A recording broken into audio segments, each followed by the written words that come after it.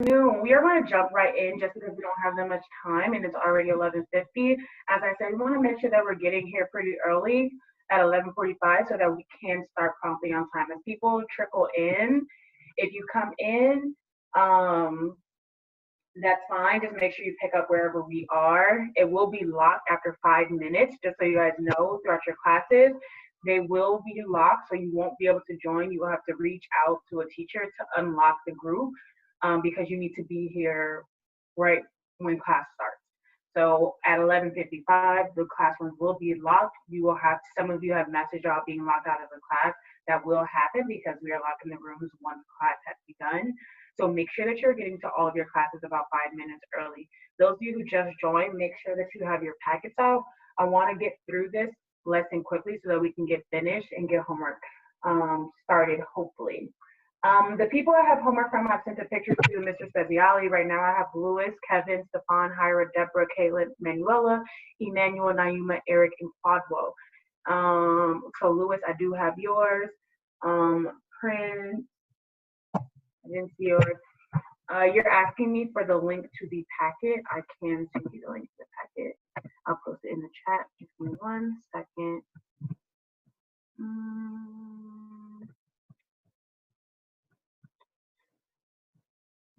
Here it is.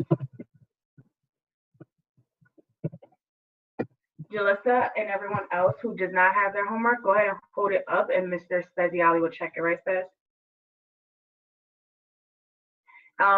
It's fine. I see Genesis. You can mark her as complete. Kiara is complete. I'll write it down. Jen, Kiara, Jalissa, I see you. Thank you. Moving forward, I'm going to change the homework the way that it's going to be turned in just to make it more consistent and more organized, but we'll talk about that in the class. For now, we are going to jump right into this first text. I'm going to tell you, we are going to read the first text called Camp David Accords, right? Peace in the Middle East. And then if you flip to the next page, you will see, Naima, yes, I did get your homework. If you will flip to the next page, you will see, Quadwa, I got yours, Shania, I got yours. You will see the Camp David Accords chart where it says Egypt, Israel, United States, and PLO. We are going to complete this chart, but the way that we're going to do it is actually by our group numbers. And what I mean by group numbers is your homeroom. So there's group 1, 2, 3, and 4. Listen carefully. If you are group 1, you're going to look for Egypt as we're reading. Who was the leader of Egypt? What did they want? What did they get? And what was the result? If you're in group 2, you're going to be looking for Israel. Who was the leader? What did they want? What did they get? Group 3, United States. Group 4, PLO, Palestinian Liberation Organization. Then I will cold call you to share out. If you are one of those people in that group, you need to be ready to share out. So one more time so that there isn't any confusion. We are about to read Peace in the Middle East text. Right after that page, you will see a chart called the Camp David Accords. Group 1 will be Egypt. Group 2 will be Israel. Group 3, United States. Group 4, PLO. Be prepared to share out.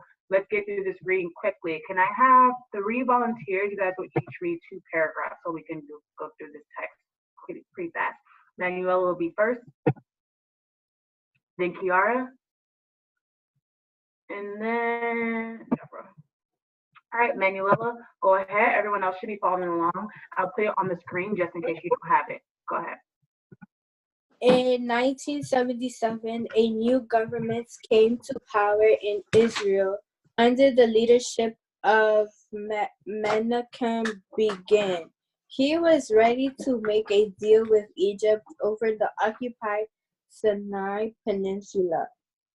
He did not want to lose the West Bank, but since the Sinai Peninsula was not part of ancient Israel, he was ready to let it go. In 1977, a new president also was elected in the United States named Jimmy Carter. In November of 1977, Egyptian President Anwar Sadat shocked the world by announcing he would go meet with the Israeli parliament in order to seek peace. On November 20th, he spoke to the Israeli parliament and called for peaceful settlement between Arabs, Palestinians, and Jews. Sadat wanted the Jewish settlements in the Sinai removed, but Begin was reluctant to get rid of them. Excellent. Go ahead. Who to call on next, Kiara? Let me find you. Go ahead. In September of 1978, President Carter hosted a meeting between Sadat and Begin at Camp David, the presidential retreat house. After 13 days of negotiation, the two sides reached a peace agreement. Egypt agreed to make peace with Israel, which included not attacking Israel. Israel agreed to return the Sinai and remove the Jewish settlement there. They also agreed to give limited local power to the Palestinians in West Bank and Gaza Strip. This would be known as the Camp David Accords. With agreement, however, was never fully put into effect.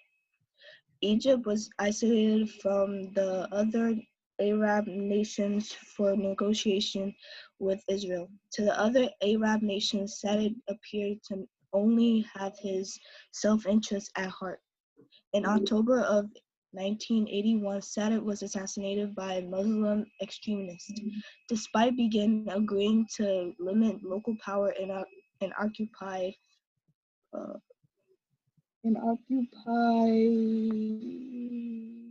Palestinian territories in the years following the Camp David Accords, he increased the number of Jewish settlements into West Bank from 45 to 112. He also assured the Jewish people that any Palestinian opposition to increase into settlement would be met with force and put down with great firmness. Begin felt free to send in troops in surrounding countries with fear of Egyptian invasion due to the promise that Egypt would not invade Israel. Excellent. Thank you so much. As a reminder, you guys should have your cameras on and you should be following along. If you can't, if you don't have the copy, I'm sharing my screen so that you can see. Naima, do you want to read this last one? Is that where your hand is up? All right, got you. Go ahead. Hold on one second. Let me unmute you. Uh-oh.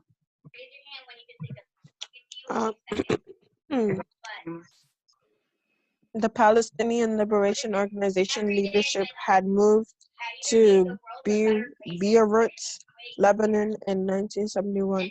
Since the Palestinian people were in occupied land in either the West Bank or Gaza Strip, or were living in refugee camps, the PLO had to find other areas to have a base.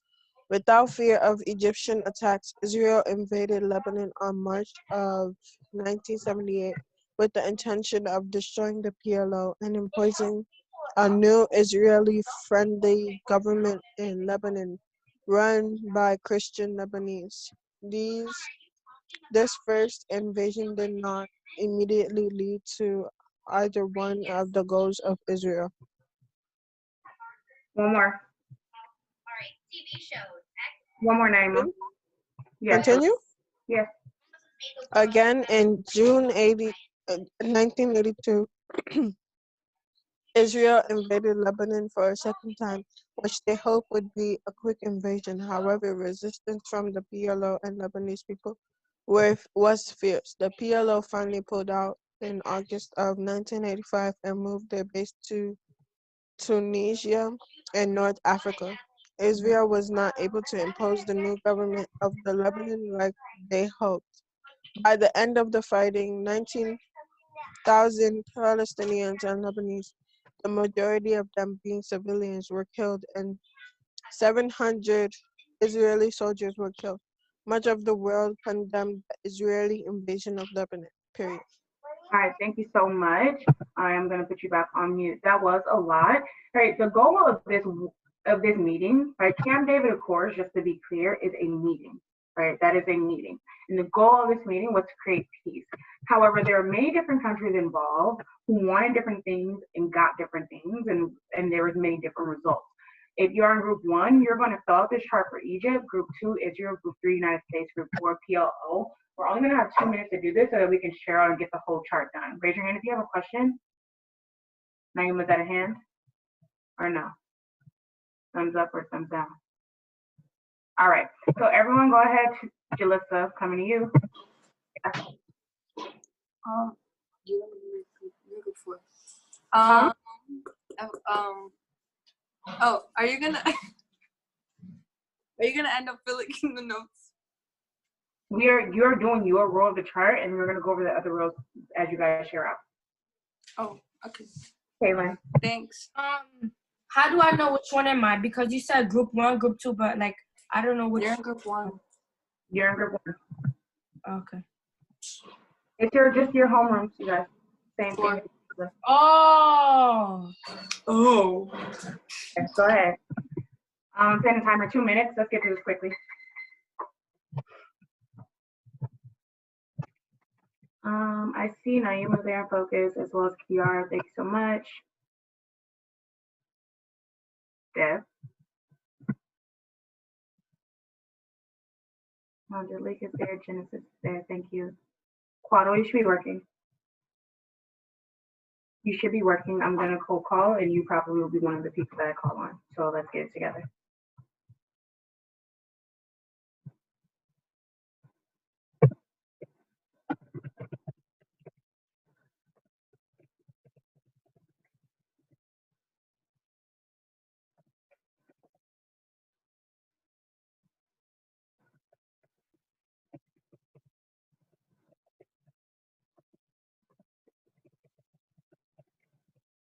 You have about a minute and a half.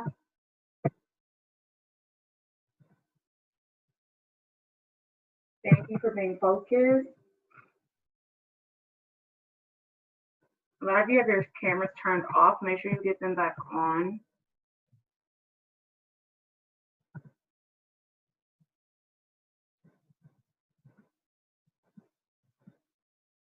Let me go ahead and stop sharing for a quick second.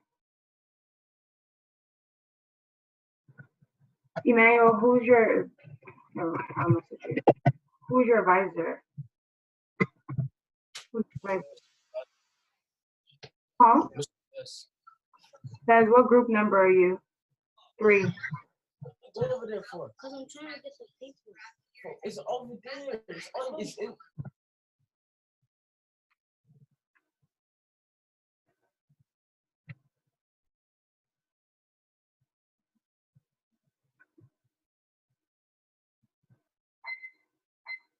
Take 30 more seconds.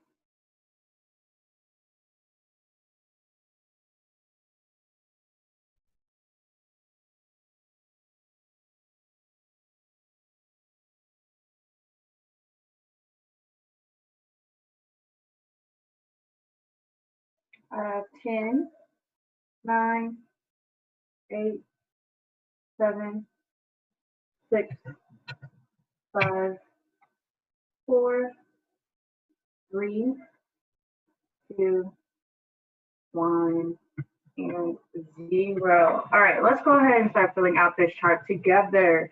People from group 1. So if you are Miss Pyre's advisory, right? We're gonna start with Egypt. Who was the leader of Egypt? Okay, I'm gonna start profiling. No one knows the leader of Egypt. Oh, Lydia. The leader of Egypt was President Anwar Sadat. How do you say his last name? It is pronounced, give me 1 second. Let me check it right. Hold on. It is Anwar Sadat. Anwar Sadat, yeah. Thank you so much. Excellent. Okay, moving on. And what did they want out this meeting? What did they actually want from this meeting? I'm gonna go ahead and mute you, Kiara. The Jewish settlement in Sinai removed. Excellent, right? They wanted the Jewish settlements removed from the Sinai Peninsula. Great. And then did they actually get it? What kind of was the result? What happened kind of with Egypt in the end result? Thank you so much for Lydia and Kiara. We just need one more person from group 1. I'm not in group. Am I? Oh yeah. I'm gonna put you back on mute. One more. Come on, you guys. Oh, Lydia, I'll go back to you for today.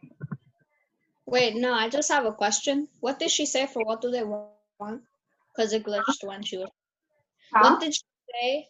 What did she say for what do they They want? wanted the Jewish settlements removed from the Sinai Peninsula. Okay. Okay, so we had Yara share. Let's see, Quadwo, this is your time to shine, my guy. 1 second, I can find you. All right, what's the outcome? I'm in group 3. No, you're not. Don't lie to me. I already know. I'm My advisor. looking at the list. Let's not get kicked out. Just tell me what it is. What? Oh my god. The outcome was he wants to make a deal with the people occupying the Sinai Peninsula.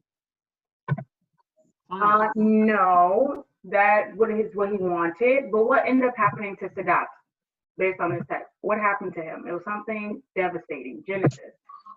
He was assassinated by a Muslim extremist. Yes, he was assassinated by a Muslim extremist. For the sake of time, we're not going to go through every single one just because we're running out of time, but I'm going to share my screen with you guys.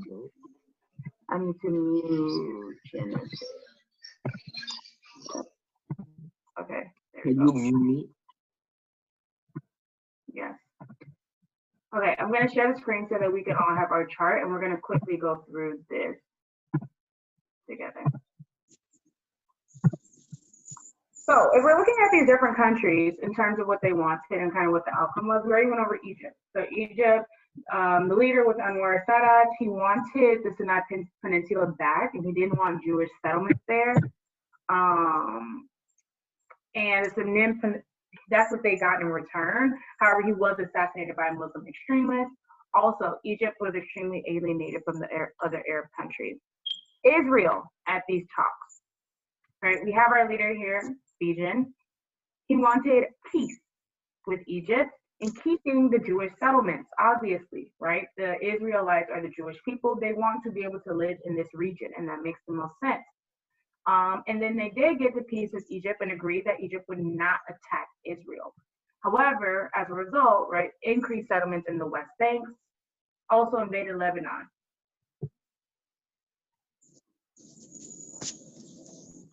Quickly, in the United States, you have the leader, Jimmy Carter, who was president during this time.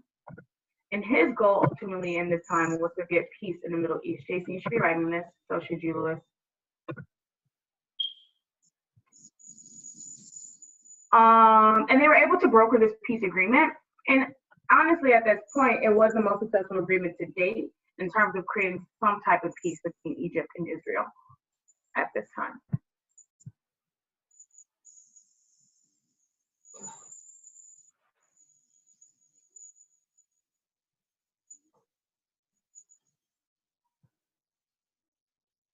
Lastly, the Palestinian Liberation Organization, the leader was Yasser Arafat. What he wanted, right, was the land back and no settlement in Palestinian territories. They wanted self-rule. Remember, the Palestinians are the group that has a lot of tension with the Israelis or the Jewish people. Why do these two groups have tension between them?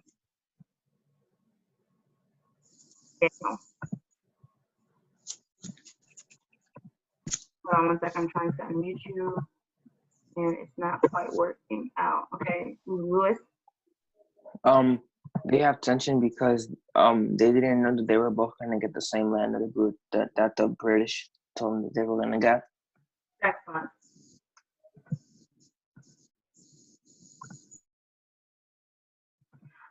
We're just gonna take another minute or so on here.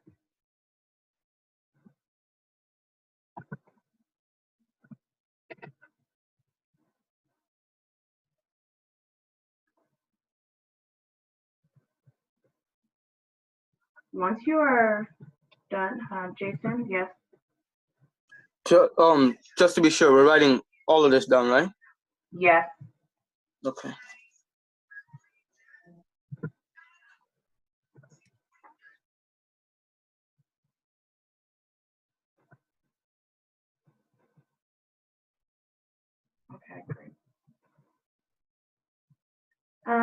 just about 10 more seconds.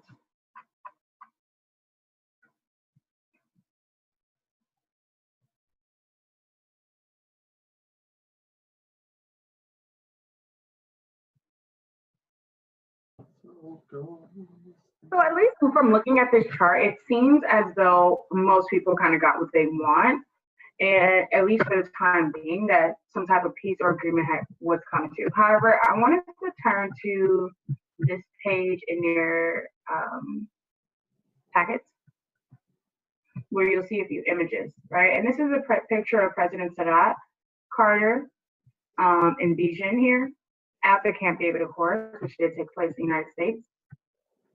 And here we have a picture of Israeli tanks. And we're going to quickly read these two quotes to see, well, was peace actually established, and was the Camp David Accords actually successful? Let's have Naima, the first quote. Abba Eban, former Israeli foreign minister, the position of the Palestinians in the West Bank became progressively worse after Camp David. Detention centers were established in Israel. Thousands of detainees were arrested without charge, many of them teenagers. Mm-hmm. All right, so what is that quote? I'm going to put you back on mute. What is that quote telling us, Jalissa? Also known as gray cat. Gray cat. You know what? I'm gonna say my invention. What is this quote telling us, Jalissa? The position of Don't reread it, thank you. So what essentially what happened? You can reread it if you need to in your mind.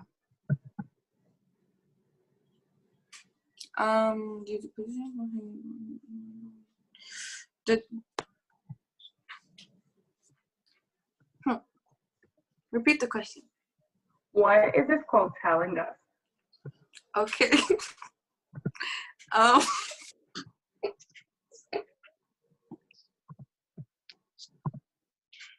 my gosh, thank you, Miss EJ. It's telling us that I don't understand. Thousands of detainees were arrested without charge. Right. So what does it mean to be arrested without charge? Yeah, move on. No, Jalissa, what does it mean to be arrested without charge? Isn't it? You learned about this in debate. Arrested without charge. I don't know. Jason. I cannot unmute you. Let's see. I can't see you guys. Kevin, what is this quote telling us?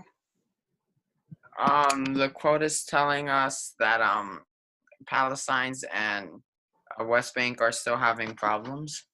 Excellent, right? We see that these two countries are still having problems. It's that the position got worse in that detention centers, which are basically like prisons, right? People have been removed from a certain place. They've been arrested and detained and forced to stay in these contained areas without even being charged for a crime. I'm going to go ahead and read the last one. You guys should follow along. The version thundered out the headlines of most Arabic newspapers and radio broadcasts last week. That was, Sadat was doomed from the moment he went to Jerusalem in 1977 and announced he was ready to recognize the existence of the state of Israel. By this act, that one act committed by the third most holy city of Islam, he branded himself as a traitor of his own religion and invited the execution that finally came to the guns of his own soldiers. And here, that's just talking about his execution and talking about the fact that he was assassinated. So even though it claims to seem like all of these countries are able to come to this peace agreement, when we look at how the fallout happened, we see that that is not necessarily proof. So let's move on to this next text. Everyone scroll down or flip in your packet to the U.S. presence in the Middle East. 5, 4, 2, 1, and 0. Angelo, can I have you start us off with this text, please? It's not working to unmute you. Christina. What do you want me to read? Oh, there you go, Angelo. First Angelo and then Christina. Angelo, first two paragraphs, Christina, second two. The U.S. presence in the Middle East. The U.S. had been an influence in the Middle East since the 1950s. The U.S. was the first country to recognize the state of Israel in 1948. In 1956, the U.S.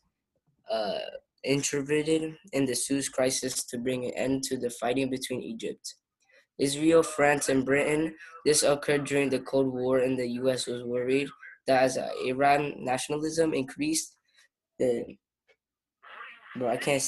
Soviet Union would support the newly independent Arab states. The U.S. created the Eisenhower Doctrine, which would use the armed forces to assist any Middle Eastern state that asks for help against aggression from a country controlled by communism. This was the U.S. way of fighting against the Soviet Union communism. In the 1970s, under the Carter administration, the U.S. helped ease Egypt under President Sadat out of the Soviet sphere and influence.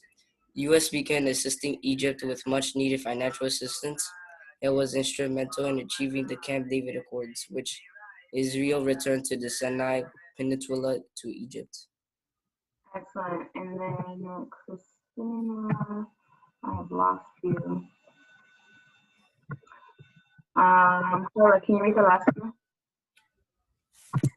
The paragraph after that? Can you read the next two? By the 1970s, the U.S. had become... Angelo. Harry, you should be on mute. Yeah, I am. Go ahead. By the 1970s, the United States had become Israel's biggest weaponry supplier, as well as providing large financial assistance, which contributed to Israel's economic viability. Since 1985, the U.S. has provided $3 billion of annual aid to Israel, which was far greater than any other country in the Middle East. Not wanting to show favoritism, the U.S. also provided some aid to other Middle Eastern nations, including Egypt and Jordan. The United States had always declared that their main objective was to promote democracy. However, during the Cold War, the U.S. gave money and weapons to many governments that were dictatorships in order to not have to side with the Soviet Union.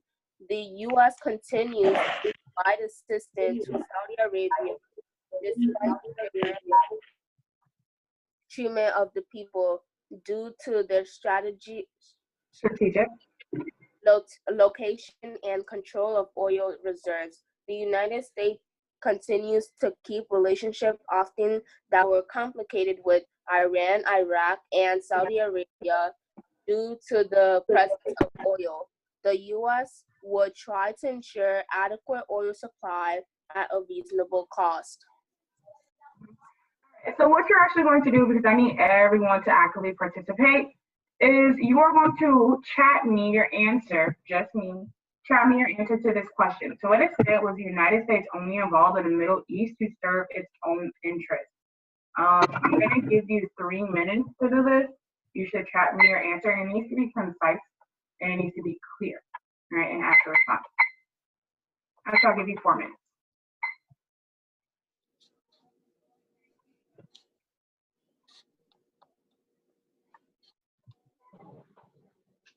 I see Howard getting started right away. I do need to have your response. I see Kevin is getting my response so that he can send it to me. Let's see what I have. The question is on the screen. I will repeat it. To what extent was the United States only involved in the Middle East to serve its own interests? You should use evidence from text, right? So in your response. This is the text here that I'm telling you.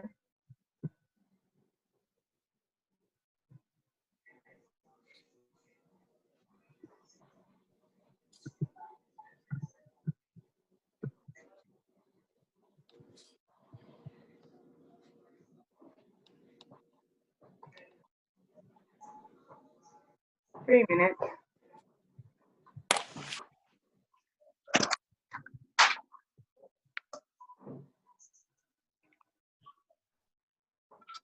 but I had time, so thank you. And I'm going to need a response from everyone. You can just text me your response so that I can see it.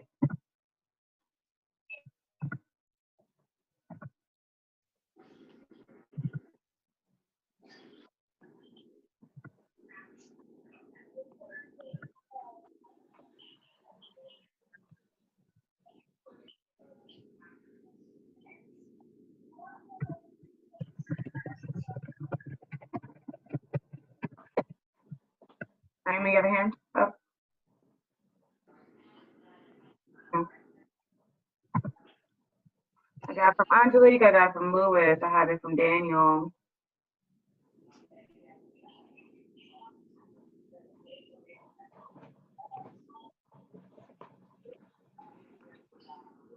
Some of you guys aren't answering the question, right? The question is asking you, was the U.S. involved in the Middle East to serve its own interests, or did they want to create peace in the Middle East? That's essentially what it's asking you.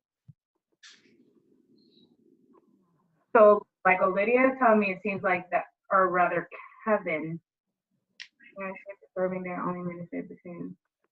Great, Kevin. Jalissa, explain more, please. Thank you, Jason. Why are you all saying, Jason, why are you saying communist? No. This is only involved in the Middle East for its own interest. Thank you, Deborah, for themselves. We didn't have its own ministry. Thank you, Angelique. Take about a minute. This is great. Thank you for these responses. This is great.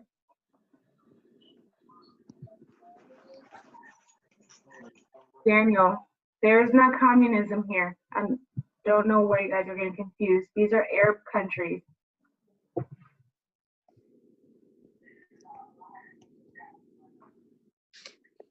Marisol, thank you. Take another 45 seconds. I'm still missing quite a few.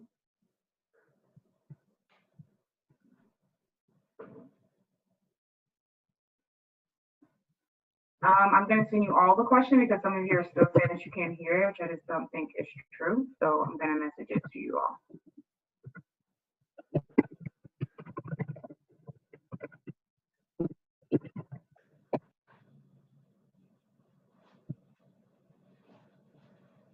Huh?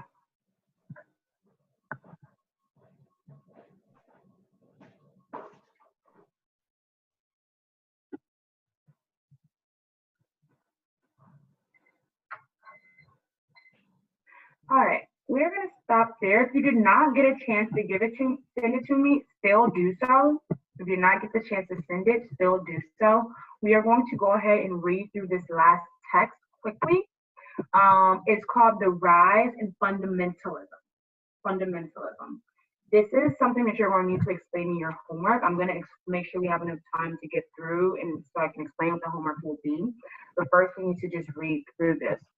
Deborah, can you read the first 3 paragraphs, please? 3? Yeah, they're pretty short. Fundamentalism Muslims have emerged in recent years as a major political force in the Middle East, Africa, and Asia. Although their activities sometimes do bring advantage to the United States, as in the Afghan Civil War, those more often pose a danger to American interests. It was fundamentalists who, for example, overthrew the pro-Western regime of the Shah of Iran, attacked the Grand Mosque in Mecca, assassinated Sadat, and blew up the U.S. Marine barracks in Beirut. From Morocco to Indonesia, fundamentalist Muslims pursue a political program that derives from the understanding of this Islamic law, the Sharia. From them, the regulations contained in this divine code are the key to politics. Fundamentalist organizations grow in strength as Muslim masses seek solutions to modern dilemmas. Their goals are a penal code based on the Quran, taxation according to Islamic Levi's, second-class citizenship for non-Muslims, warfare against non-Muslim only, harmonious relations between Muslim governments, and ultimately a union of all Muslims living in peace under one ruler. Excellent. Genesis, can you read the next 2, please? You said continue? Genesis, Oh, where were we, Miss J? on the fourth paragraph. Huh? Fourth paragraph. And some fundamentalists believe that Islamic laws hold the answers to modern problems, that they alone are sincere about implementing the law. They disdain non-fundamentalist Muslims, are hostile towards non-Muslims, and act with the self-assuredness and determination that accompanies absolute certainty about knowing God's will. Accordingly, they feel justified in using any means to achieve power and often adopt extreme tactics. Continue. Yes, please. This wide appeal of the American and Western European culture deeply disturbs the fundamentalists. They can be Western culture and as aesthetically loathsome and moral decade. They spread conspiracy theories to inspire fears in Muslim of American motives. They warned the disasters of befriending those who had abandoned Syria. I'm just going to read the last one so we can finish on time. Fundamentalists also strongly discourage instruction of European languages in attendance at American schools. Dilemma confronts the United States whenever friendly governments face major fundamentalist opposition. The U.S. is tempted to assist them, but the more aid they accept, the more vulnerable they are to fundamentalist accusation of selling out to Washington. Often referred as the kiss of death, the problem of contamination by association is especially dedicated in the Muslim world. I know that these steps are pretty thin, and so I'm changing the format that you guys will be doing homework for my class. I want to end on time so that the next class can start. So I need everyone to make sure you're listening carefully. I am sending you a link. This link is a form. When you click on that link, you will see a place where you can write your name. It'll say 8th grade homework, history homework for 3/24, which is today's date. You'll have a place for your first and last name and for 2 different paragraph responses. On there, I've also linked to videos that you can watch if you are confused or don't know. I've also linked the packet if you want to go back and look at the readings. So the packet is linked there, videos to help you understand, and a space for you to answer your questions. Okay? Are there any questions about how to complete the homework form? This way, you do not need to message it to me. You don't need to email it to me. You don't need to do any of those things. Once you click submit form, it'll come straight to me and I can see your responses. This way, you don't need to send it to my phone and send to my email. It will automatically come straight to me. It's one place where each person do their homework. I just put it in the chat. Every single person should have the chat here opened. Make sure you keep that link. I will also email it out right after this class ends. Now is the time for questions. Give me a thumbs up if you're clear on what the expectation is for homework tonight. I don't see any thumbs. I'm gonna stop sharing. Great. It seems like we are all there and good to go. I'm gonna go over who is that still here? Yeah. On the form that you have, where it says history, does that mean they're missing it or have it? Yeah, I put history for people who either came in late or did not have it shown in the beginning class or like messaged you before. Okay. In terms of last night's homework, I'm gonna read out names of people who have not shown it. You need to show it in the screen now or you'll be marked incomplete. Daniel, Shania, Angelo, Jason Dixon, Genesis, Lydia, you're fine, Lydia, I've seen yours. I'll mark you. Christina, Jennifer, Kiara, Jalissa. I saw yours earlier in the video too, Jalissa, you're fine. Marisol, Angelique, and Danny. Otherwise, if you do not show it now, Quadwell, I see yours. Kiara, I see yours. Genesis, I see yours. EJ, do you want to update it? Are you updating this as you speak or should I? No, I was wondering if you could. Yeah, I don't have it pulled up. Okay, so Jalissa, Lydia, Angelique, Kiara, Jennifer, Jason, Kiara, Genesis, you can put it down. Quad will put it down. You said Genesis is good or no? She's good. Okay. All right, I don't want to take any of your time. It's exactly 12:30. Make sure you complete your homework on that form. I'm going to fill it out. Bye, guys. Have a good class. Wait, let me make Miss Kendra the host. Where are you? Here you are. Okay, let me find your name. More make host. There you go.